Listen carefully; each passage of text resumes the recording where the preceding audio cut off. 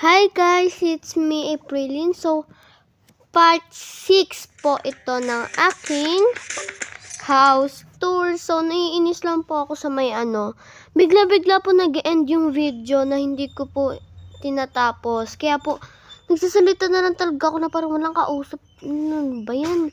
Nainis talaga ako dito sa X-recorder na to pag di mo inayos. Kasi nga, 'di ba? Kanina yung part 4 ganun din nangyari. Bigla-bigla nag-e-end. Bigla-bigla nag-e-end yung video. Eh di hindi ko napakita sa inyo yung unti kong nagawa, 'di ba? Tapos yung sa part 5, bigla rin nag-end yung video. Kaya di ko alam kung anong part ako natapos. Kasi guys, napansin ko lang kung kailan tapos na ako sa may sala. 'Di ba? Kung kailan i-end ko na. 'Di ba? Sabi ko, nagbabay pa ako tas wala naman pala.